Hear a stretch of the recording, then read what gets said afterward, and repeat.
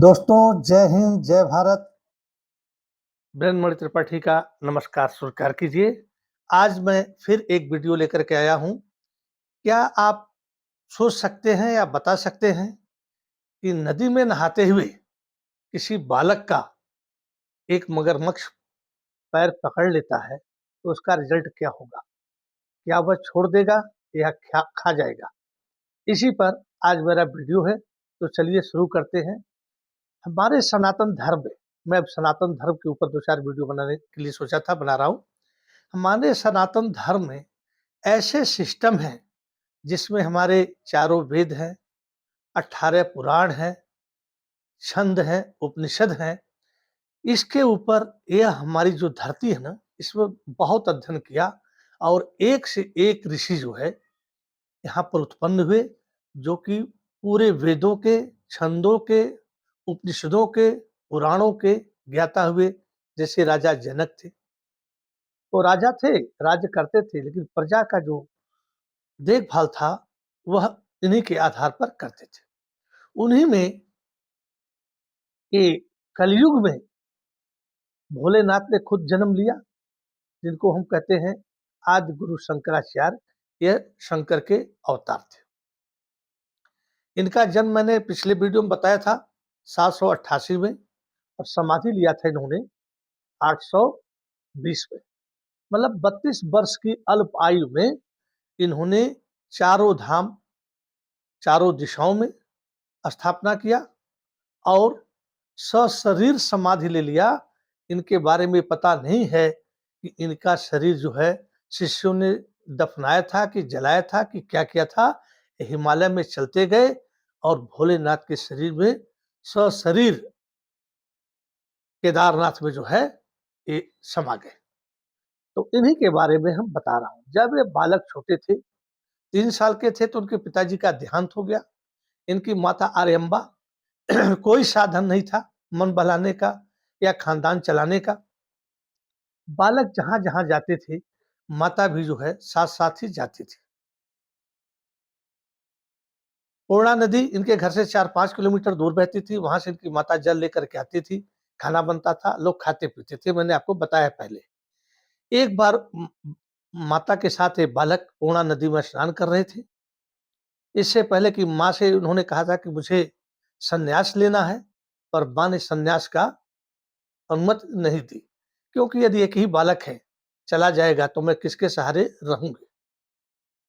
तो नदी में ये स्नान कर रहे हैं, इनकी माता भी स्नान करती थी, सब लोग जाते थे, स्नान करते थे।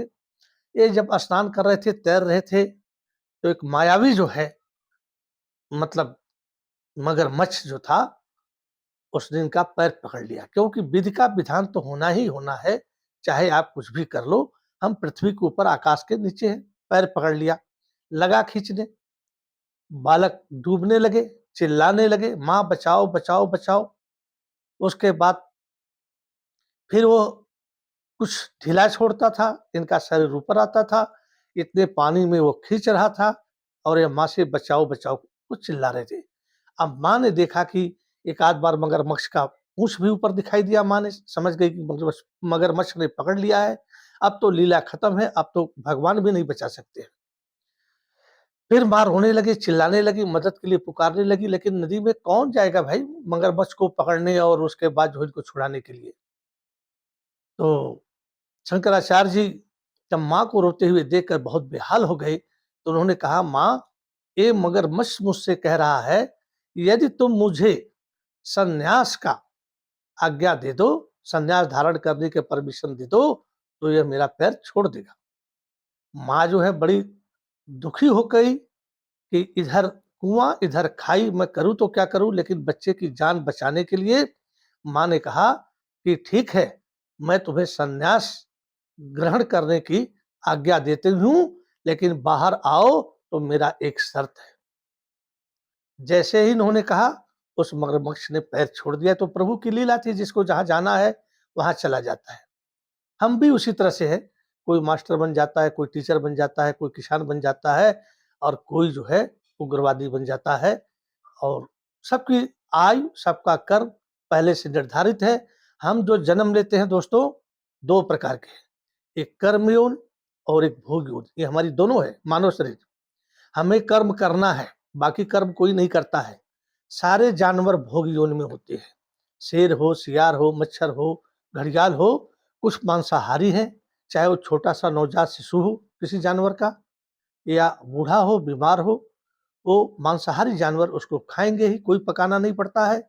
और एक उसी जानवरों में होते हैं शाकाहारी, जैसे हमारी गाय है, घोड़ा है, बकरी है, कुछ भी हो, घास कोई चलेगी, तो वो उनको पुण्य और पाप नहीं लगता है, उनका नर्क और स्वर्ग नहीं होता है। किसी ने कहा कि गंगा में रहने वाली मछलियों का स्वर्ग तो सबका हो जाता होगा, घड़ियाल का हो जाता, नहीं दोस्तों, ये जो है भोग योनि और कर्म योनि का चक्र है।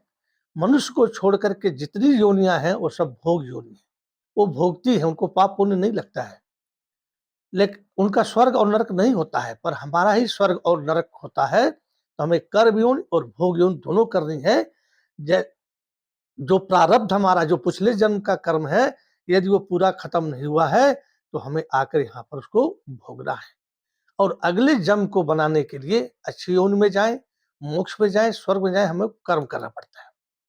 तो यही कहानी शंकराचार्य जी जब बाहर आते हैं तो माँ कहती है कि देखो, सन्यास का मैंने अभी आज्ञा दिया, पर एक शर्त मैंने लगाया है।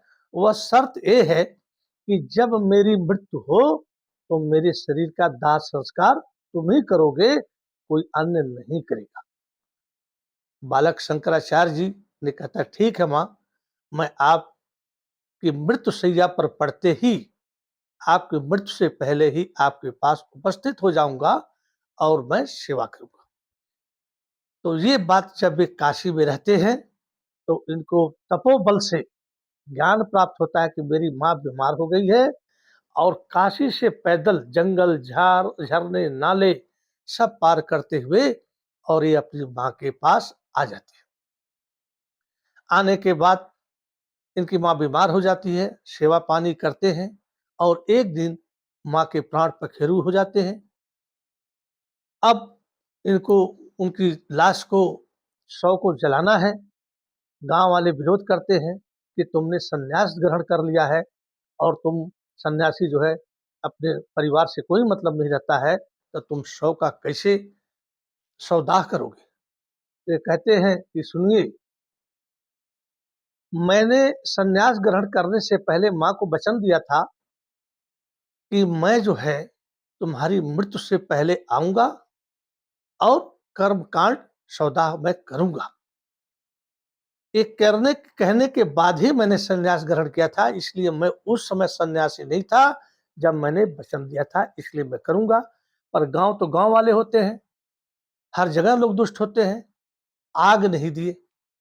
इन्होंने अपने तपोबल से ही अपने दरवाजे के सामने ही माँ की चिता सजाई, अग्नि प्रज्वलित किया मंत्रों से, और उसके बाद चिता में आग लगाया। और आज भी कलाड़ी ग्राम में, केरल के घर के जो भी बुजुर्ग बूढ़े जो भी मृत्यु को प्राप्त होते हैं, उनका शव जो है दरवाजे के सामने ही जलाया जाता है। तो हमारे सनातन धर्म में इतनी शक्ति है, हमारे वेदों में, पुराणों में, छंदों में, उपनिषदों में, कि हम जो है, ये जो हमारी खोपड़ी है ना, इसको बोलते हैं ब्रह्मांड, ब्रेन जो है, ये जो ब्रह्म, जो पूरा संसार है ना, ये इसमें बैठा हुआ है। तो इसी के साथ दोस्तों, अगला जो है, ये तीसरा वीडियो है। अगला वीडियो मैं आपको फिर बनाऊंगा 1-2 दिन में। आप लोग देखते रहिए और आनंद लेते रहिए कि हमारी वेदों की ताकत क्या है। आगे का वीडियो एक अच्छाई क्या ताकत है वेदों में, उसको बनाऊंगा। जय हिंद, जय भारत, नमस्कार, धन्यवाद।